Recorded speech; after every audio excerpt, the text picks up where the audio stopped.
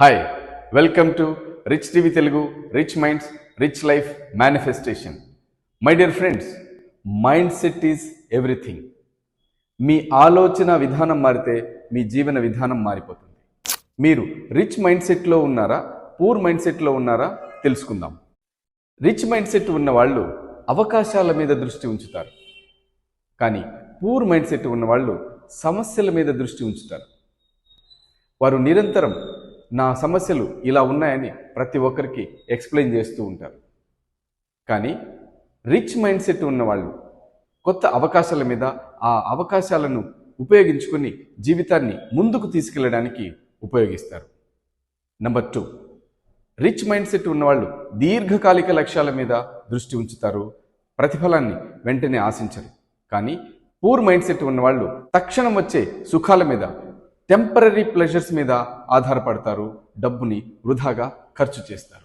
Number 3, rich mind set ఉన్నవాళ్ళు నేర్చుకోవడం కోసం డబ్బుని పెట్టుబడిగా పెడతారు, కొత్త విషయాలను నేర్చుకుంటారు, కొత్త స్కిల్స్ మీద ఇన్వెస్ట్మెంట్ చేస్తారు, కొత్త నాలెడ్జ్ మీద వీళ్ళు ఇన్వెస్ట్మెంట్ చేస్తారు. కానీ పూర్ మైండ్ సెట్ ఉన్నవాళ్ళు ఖర్చు చేయడం కోసమే డబ్బులు సంపాదిస్తారు. అంతేకాకుండా ఇలాంటి స్కిల్స్ కోసం, నేర్చుకోవడం కోసం, కొత్త విషయాల కోసం వీళ్ళు డబ్బుని పెట్టుబడిగా పెట్టరు, ఈ పెట్టుబడిని ఖర్చుగా భావిస్తారు.